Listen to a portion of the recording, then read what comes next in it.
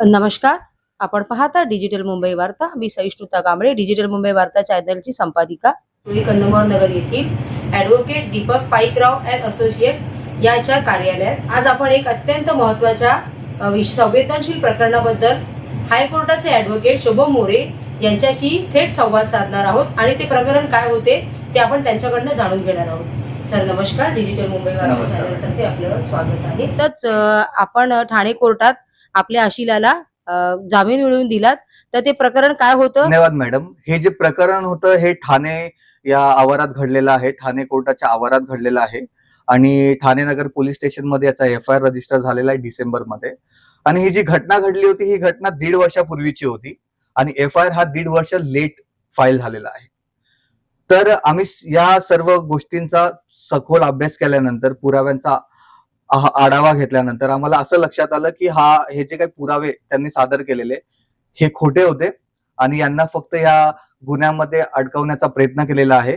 आणि त्याच्यानंतर आम्ही ठाणे कोर्टामध्ये याची जामीन देखील टाकली आणि पहिलीच जामीन आम्हाला न्यायालयाकडून मिळाली आणि त्यांना आम्ही बाहेर काढलेला आहे. आपल्या मते ही लढाई किती कठीण होती?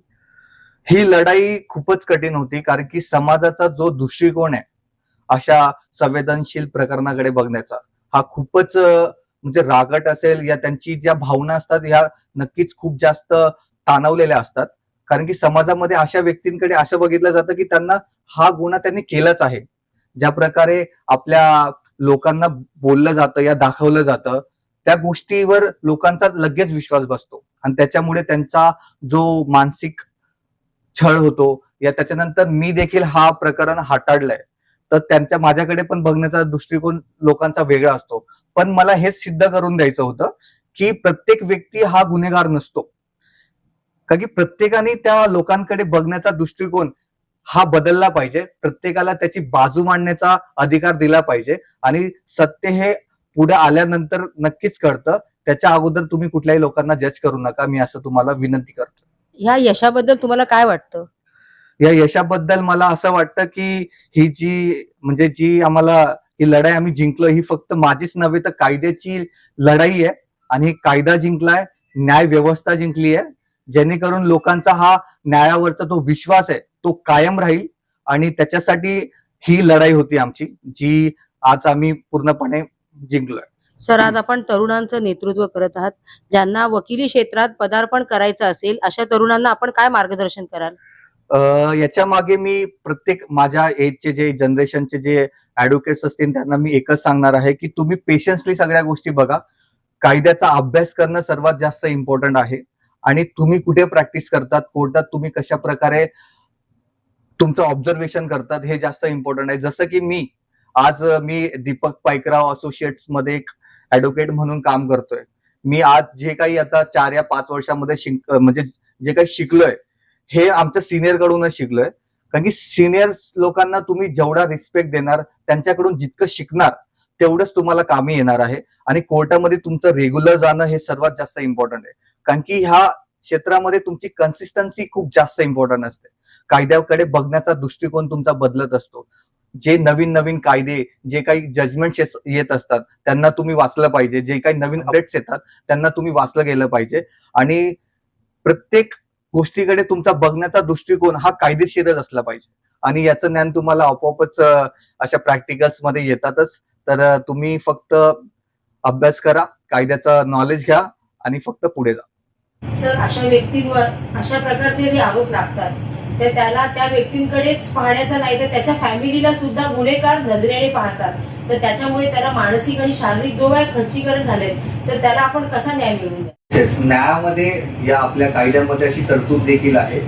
ह्या प्रकरणामध्ये आम्ही अशा पद्धतीने बघतोय की आज त्याचा जो खच्चीकरण झालंय या समाजामध्ये, त्याला ज्या प्रकारे त्याचे आबरू नुकसान झालेले आहे, आम्ही नक्कीच याचं भरून देण्यासाठी आम्ही न्यायालयाकडे दाद मागणार आहे.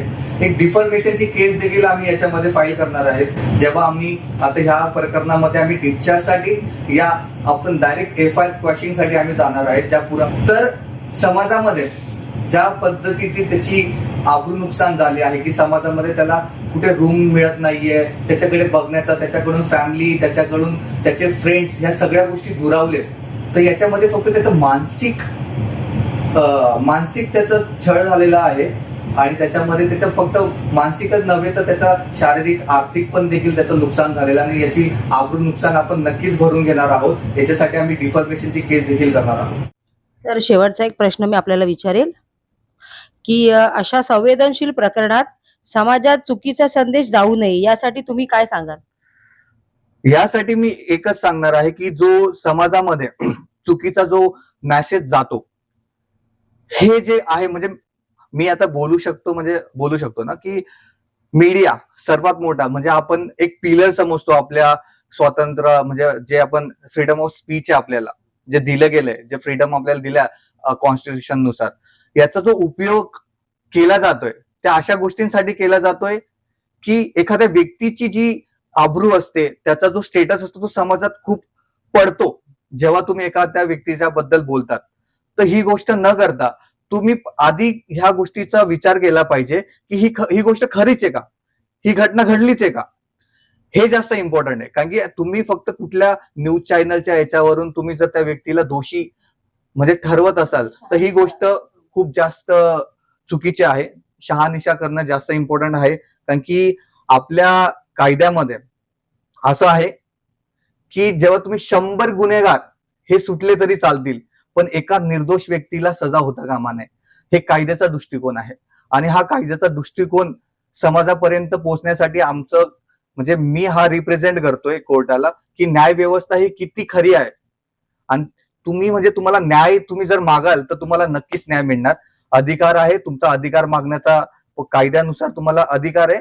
सगळ्या गोष्टींना तुम्हाला बोलण्याचा, तुम्हाला न्याय मिळवून घेण्याचा. तर तुम्ही प्रत्येकाने ह्या सगळ्या गोष्टींवर विचार केला पाहिजे आणि कायद्याचा देखील अभ्यास केला पाहिजे. धन्यवाद सर. डिजिटल मुंबई वार्ता चॅनल तर्फे advocate Deepak Paikrao and associate या पूर्ण टीमला पुढच्या वाटचालीसाठी हार्दिक शुभेच्छा. डिजिटल मुंबई वार्ता यांचा धन्यवाद करतो, जी तुम्ही खरी बाजू आज लोकांपर्यंत पोहोचत आहात आणि असंच तुम्ही तुमचं कार्य करत राहावं अशीच आम्ही तुमच्याकडनं आशा बाळगतो.